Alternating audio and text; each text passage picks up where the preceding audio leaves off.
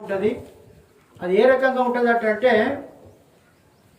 నీరు కడుతూ ఉంటే ఈ పాలకూర చెట్లే కానీ లేకుంటే తోటకూర చెట్లే కానీ నీళ్లు పారినప్పుడు పచ్చగా అయిపోతూ ఉంటుంది. అది నీళ్లు పారినప్పుడు పచ్చగా ఉంటుంది, కానీ ఎండ కొట్టినప్పుడు ఏమైపోతుంది? ఎండిపోతుంది. వాళ్ళు కూడా అలాంటి వాళ్ళే అని పరిశుద్ధ లేఖనాల్లో రాయబడినాయి. ఇంతకుముందు ఒకసారి చదివిన కానీ అది గుర్తుకొస్తలేదు. అయితే వాళ్ళు ఆ రకంగా ఉంటారట, వాళ్ళు ఆ రకంగా ఉంటారు. కానీ గట్టి ఎండ కొట్టగానే వాళ్ళు వెళ్ళిపోతారు వాళ్ళు. కానీ మనం ఎండిపోయినా, మనం పచ్చగున్నా, మనం ఏ రకంగా ఉన్నా మనం స్థిరంగానే ఉంటామని పరిశుద్ధ లేఖనాలు తెలియజేస్తూ ఉన్నాయి. హల్లెలూయా. ఇంకొక మాట మనం చూసుకుందాం. 106:18 చదువు. భూమి మెరిసిన దాతను మింగెను, అది అభిరాము వేసెను, వారి సంఘంలో అగ్ని రగిలెను, దాని పంట భక్తిను కాల్చివేసెను. సరే, ఇక్కడ మనం ఈ 12 ఇది చూసుకుందాం. 12లో సామెతలు 8వ వచనం. ఒక్కొక్క మనుషుడు తన వివేకం కొలది పొగడబడును, కుటిల చిత్తుడు తృణీకరింపబడును. ఒక్కొక్క మనుషుడు వివేకము కొలది. నువ్వు మంచివాడవైతే వాడు మంచోడే అంటాడు, చెడ్డగానే అయితే చెడిపోయిందని అంటాడు. కానీ ఇక్కడ ఏమంటున్నాడు అనంటే ఒక మనుషుడు వివేకము కొలది. నాకు తెలిసి ఆ మనిషి మంచోడే అని అంటుకోవటం. వివేకం కొలది అంటే అతడు చేసినటువంటి ప్రవర్తనను బట్టి, అతని మాట శైలిని బట్టి అతడు వివేకము కలిగి ఏమంటున్నాడు అని అంటే కొలది పొగడబడును, కుటిల చిత్తుడు తృణీకరింపబడును. కుటిల చిత్తుడు అంటే ఇదే కుట్రబాయితనం చేసేవాడు ఏం చేస్తాడంటే తీసివేయబడతాడు. కొంతమంది కుట్ర చేసే వాళ్ళు ఉంటారు, మన పక్క పొట్టే ఉంటారు, మన మధ్యలోనే ఉంటారు, మన వాళ్ళు ఎవరో దూరపోళ్ళు కూడా కాదు, మన రక్త సంబంధికులే, మన పాలివారే. కుట్ర చేసే వాళ్ళు ఉంటారు. కుట్రలు కుతంత్రాలు అనేటి క్రైస్తవునికి ఉండకూడదు. అయినా కానీ ఇక్కడ అంటున్నాడు కుటిల చిత్తుడు తృణీకరింపబడతాడు. తృణీకరించబడడం అంటే తీసివేయబడతాడు, త్రోసివేయబడతాడు. ఆహారము లేకయున్నను తనను తాను పొగడుకొను వానికంటే దాసుడు గల అల్పుడు గొప్పవాడు. 9వ వచనం ఏంటట? ఆహారము లేకయున్నను నేను బిర్యానీ తిన్నా అంటారు కొంతమంది. ఇంట్లోకే ఏముండదు, నేను బిర్యానీ తిన్నా అంటారు కొంతమంది. అలాంటి వాళ్ళు కూడా ఉన్నారు. ఎందుకంటే హెచ్చించుకోనికి, బడాయి కొట్టుకోనికి, బడాయిలు అంటారు వాళ్ళు. కొంతమంది అలా చెప్పే వాళ్ళు కూడా ఆహారం లేకున్నాను తనను తాను పొగడుకుంటా అంటారు. మాకు అది ఉన్నది, మాకు ఇది, మీరు మా ఇంటికి రారు కదా, మా ఇంటికాడ అది ఉన్నది, ఇది ఉన్నది, అట్లా ఉన్నది, ఇట్లా ఉన్నది అని బడాయి చెప్పేవాళ్ళు కూడా లేకపోలేదు, ఉంటారు, మన దాంట్లో ఉంటారు. కానీ ఆయన అంటున్నాడు ఇక్కడ దాసుడు గల అల్పుడు గొప్పవాడు. దాసుడుగా ఉన్నటువంటి వాడు, తగ్గించుకునేటువంటి వాడు, దేవుని ఎదుట నీతికరంగా ఉండేటువంటి వాడు, దేవుని సన్నిధిలో అల్పుడుగా ఉన్నటువంటి వాడు, దాసుడుగా ఉన్నటువంటి వాడు గొప్పవాడట. అందుకే యోహాను కంటే స్త్రీలు కనిన వారిలో గొప్పవాడి లోకములో లేడని దేవాది దేవుడే చెప్పింది. ఇక్కడ పరిశుద్ధాత్మ దేవుడు స్త్రీలు కనినటువంటి వారిలో గొప్పవాడు ఎవరు లేరట, ఎవరు కూడా లేరు. ఒక యోహాను గొప్పవాడు. కానీ యోహాను కంటే గొప్పవాళ్ళుగా మీరు ఉండాలని అంటే పరలోక రాజ్యంలో అల్పులుగా ఉన్నవారే గడియ తప్పనుకోండి. పరలోక రాజ్యంలో అల్పుగా ఉన్నవారే ఈ యోహాను కంటే గొప్పవాడు అని అక్కడ చెప్తున్నాడు. మళ్ళీ అంత దాతృత్వం కలిగి, అంత నెమ్మదితో, అంత దేవుని యందు భయభక్తులు కలిగి జీవించినటువంటి వారికే పరలోక రాజ్యం పోతుంది. ఇది కూడా మేము వారం చర్చికి పోతాను, మేము పోతామని ఎప్పుడు అనుకోకండి. ఎవరు కూడా పోరు. అక్కడ చూద్దామంటే అసలు కనపడరు. సుధాకర్ అన్న ఇంత చెప్పిండు, కనపడతాడంటే కనపడకపోవచ్చు. చెప్తామా? ఏంటి లోకం ఎట్లా సీరక తినే లోకం ఉన్నది, ఎడుగుతారో తెలియదు, ఏమైపోతామో తెలియదు కడదాకా. అందుకే అంటున్నాడు కడదాకా నిలబడ్డ వారికే పరలోక రాజ్యం అట. ఏదో 4 రోజులు సేవ చేస్తాను సరిపోకుండా అంటే కాదు. నేను కొన్ని రోజులు మందిరానికి పోతానంటే కాదు. అందుకే ఆయన అంటున్నాడు ఇక్కడ, ఆయన చేసేది ఏంటిదని అంటే దాసుడు గల అల్పుడు గొప్పవాడు. అల్పంగా ఉండాలి, అల్పంగా ఉండాలి, కొద్ది జీవితంతో ఉండాలి. అంత డబ్బాలు కొట్టుకోవాల్సిన పని లేదు. మనం ఉన్న దాంట్లోనే, మనకు ఉన్న దాంట్లోనే అది చేసుకోవాలి.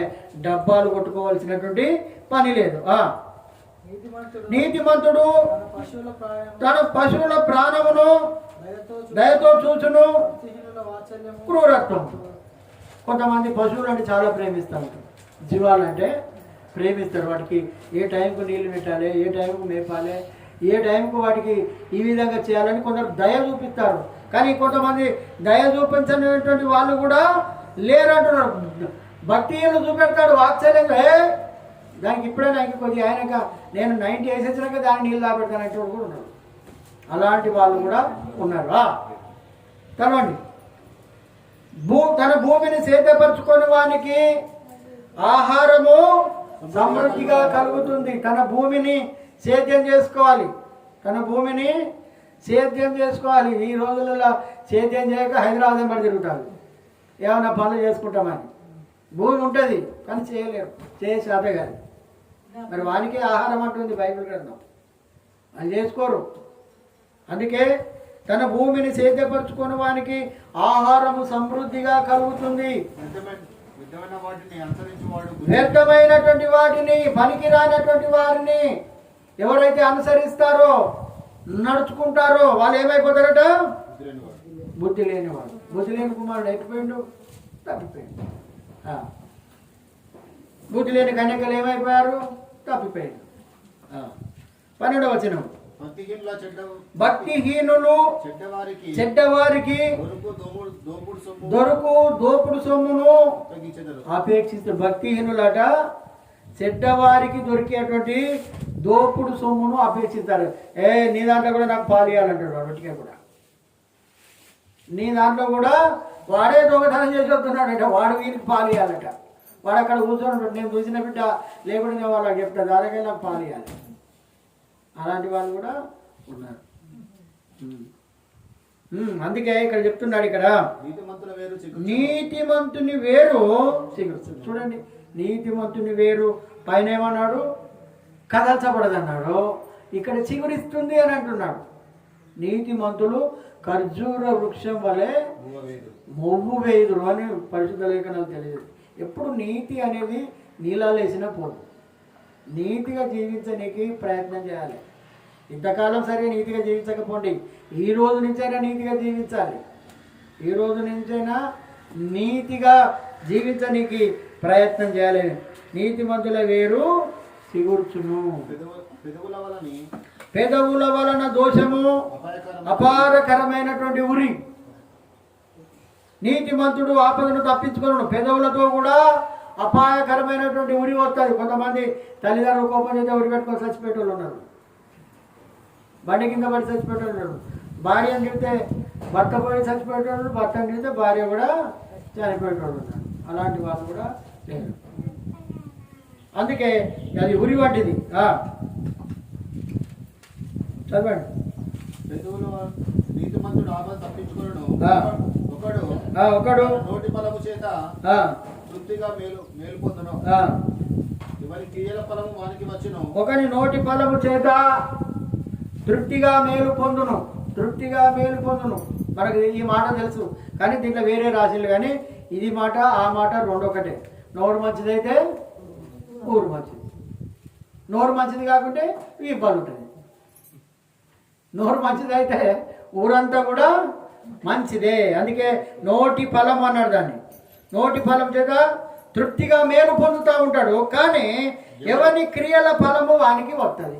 ఎవడు చేసిన కర్మ వాడు అనుభవించాలి, అంతే.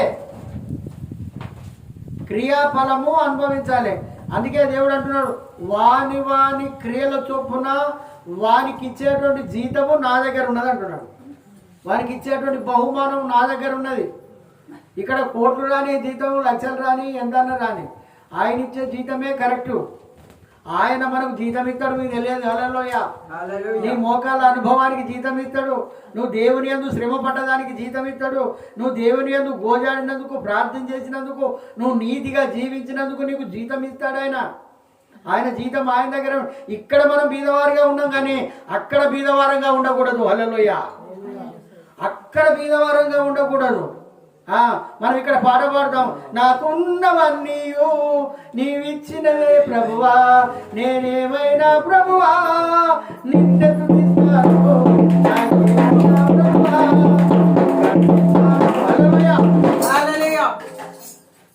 మనం దాచుకుంటే ధనం దాచుకుంటే ఎప్పుడైనా ఖరాబ్ అయిపోతుంది. అది చెదలు పట్టిపోతుంది, శిలువ పట్టిపోతుంది. అవసరమైతే కొన్నిసార్లు ఆ యొక్క కరెన్సీ కూడా 2000 రూపాయలు ఎట్లా ఏ రకంగానైతే 1000 రూపాయల నోటు పోయిందో ఆ రకంగా కూడా పోయే ఆస్కారం కూడా ఉంటుంది. అందుకే ఏమంటున్నాడు ఇక్కడ, నోటి ఫలం చేత తృప్తిగా మేలు పొందును. అంటే మన నోరు మంచిగా ఉండాలి. ఎవరి క్రియల ఫలము వానికి వస్తుంది. ఎవరు చేసినటువంటి పని వాడు అనుభవిస్తూ అంటాడు. కొంతమంది చెడు పనులు చేసి ఆ భూమి మీద పడుకొని పురుగులు పడిపోతూ ఉంటారు కొంతమంది.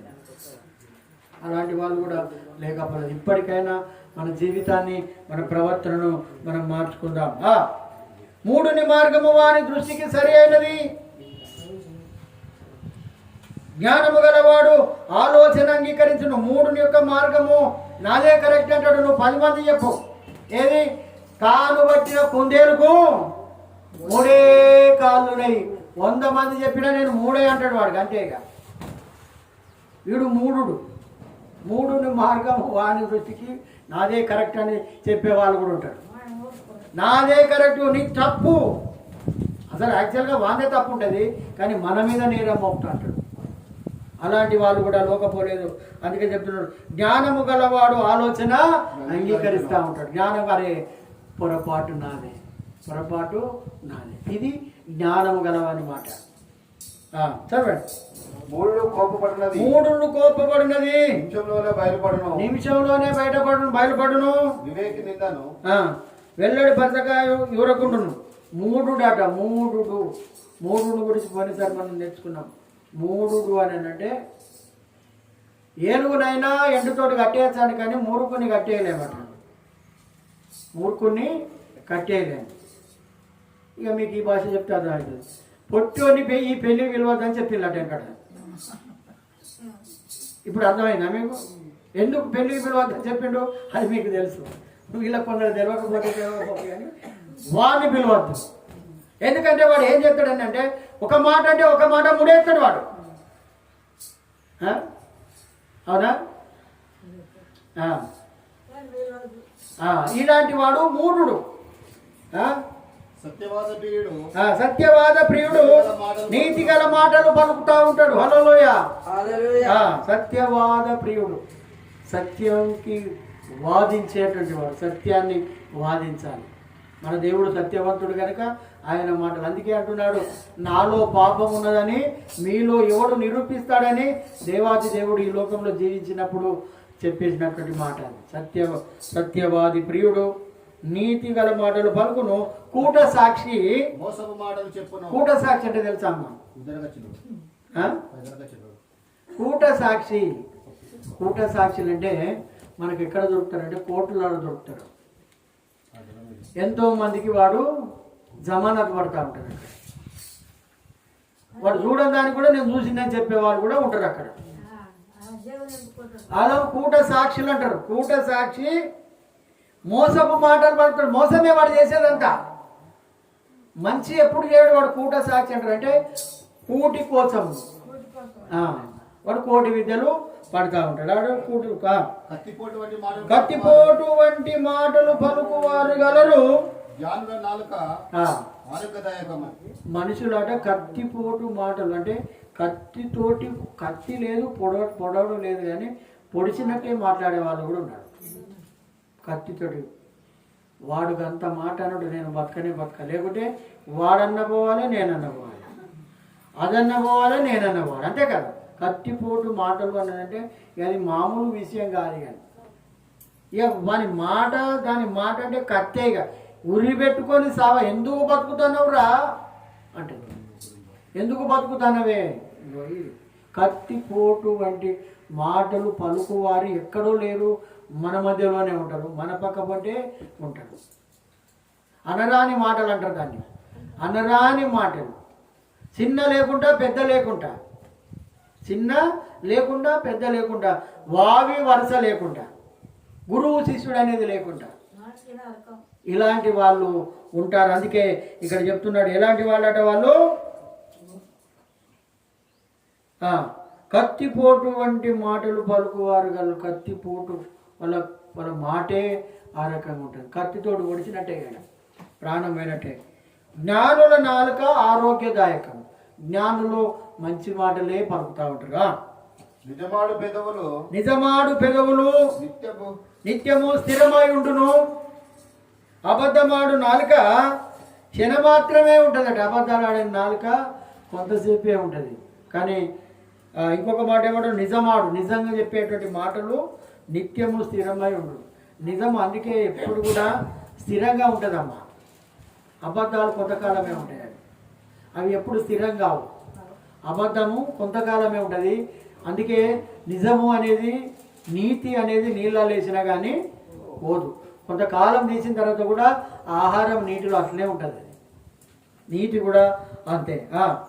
కీడు కల్పించు వారి హృదయములో, కీడు కల్పించు వారి హృదయములో మోసం కలదు. మరి మోసం ఉండకుంటే ఏమిటి? వాడు చేసేదే కీడా. వాడు కీడు చేస్తూ ఉంటాడు. కీడు ఎట్లా చేయాలి, ఎట్లా మోసం చేయాలి, ఎట్లా నమ్మేయాలి, ఎట్లా చేయాలి. వీడు ఇక్కడ ఎప్పుడు ఉడబెట్టుకొని పోతాడు, ఎప్పుడు ఈ రకంగా చేస్తాడు. ఏదో ఒక కీడు చేయాలి నీకు. వాని తలంపు, ఆమె తలంపు అంతా కీడు చేతనే వాళ్ళ హృదయంలో అంత మోసమే ఉంటుంది. మోసం చంపేయాలి, అది ఉండద్దు, నా కళ్ళ ముందట ఉండనే ఉండద్దు. అగో ఆ రకంగా ఉండేటువంటి వాళ్ళు ఉన్నారు. అగో మొన్న ఆ సిల్వకుండా రాడ్ ఎత్తుకపోయాను. మొన్న ఆడ పెట్టిన రాడ్డు దానికి ఉండే, అది కూడా ఎత్తుకపోయాను. అంటే ఎంత మోసం, ఎంత దగా. నమ్మినోళ్ళే అమ్మా, నమ్మినోళ్ళే చేస్తారా పని.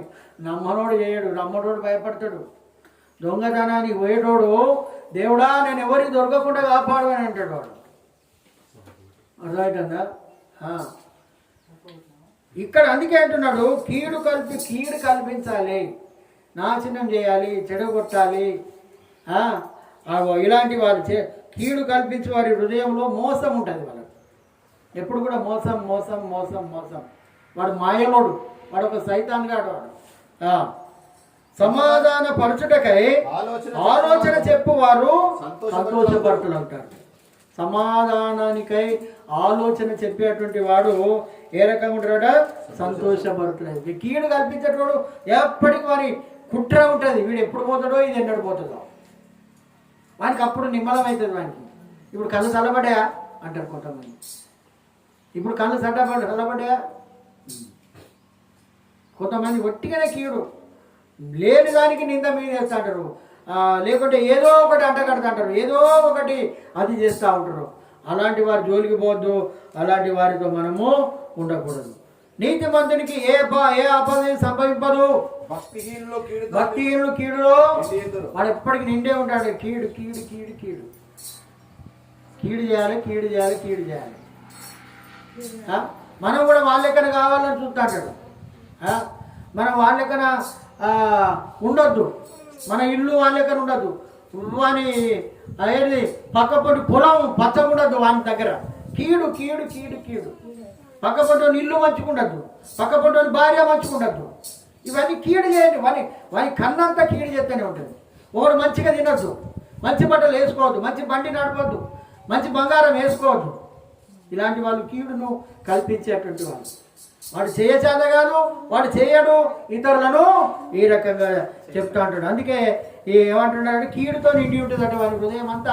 ఎప్పటికి కూడా కీడే, కుట్రే కుట్రే కుట్రే. మనం ఎంత నమ్ముకుంటే చెప్పినా కానీ వాళ్ళు ఒకటేపున్నది, నువ్వు ఎప్పుడు పోతావురా, నాకు ఎప్పుడు నివారణ అవుతుందిరా అన్నట్టే ఉంటాడు వాడు. గట్లా చదవండి. 22 అబద్ధమాడు పెదవులు హేయములు. ఇంతకుముందు మనకు అబద్ధం హేయులు అన్న మాట ఎప్పుడు వచ్చిందని అంటే దొంగ త్రాసు యెహోవాకు హేయమని వచ్చింది. దొంగ త్రాసు అంటే దొంగతనాన్ని కాంట కొట్టే వాళ్ళు, కలిసి చేసేటువంటి వాళ్ళు యెహోవాకి ఇష్టం లేనటువంటి వాళ్ళు. ఇక్కడ ఏంటంటే అబద్ధమాడు పెదవులు యెహోవాకి ఇష్టం లేదు. సత్యవర్తనుడు ఆయనకు ఇష్టడు. వివేకి అయిన వాడు తన విద్యను దాచిపెట్టును, మూర్ఖత్వం వెల్లడి చేయను. వివేకి అయిన వాడు తన విద్యను ఏం చేస్తాడట? దాచిపెట్టుకున్నాడు. కొంతమంది వచ్చి నేను ఇంత చదివినా, నేను అంత చేసిన, నేను ఇంత చేసిన గొప్పలో పోతాడు వాడు. కానీ అతడు తన విద్యను లోపలనే దాచుకుంటాడు. ఇంతకుముందు మనం చెప్పినట్టుగా బడాయి అంటారు వాళ్ళు. ఆ రకంగా ఏమంటున్నాడు? విద్యను దాచిపెట్టును, అవివేక హృదయాలు తన మూఢత్వము వెల్లడి చేస్తూ ఉంటాడు. ఇలాంటి వాళ్ళు లేకపోలేదా? శ్రద్ధగా పనిచేయవారు ఏలుబడి చేస్తూ ఉంటారు. అంతే మరి.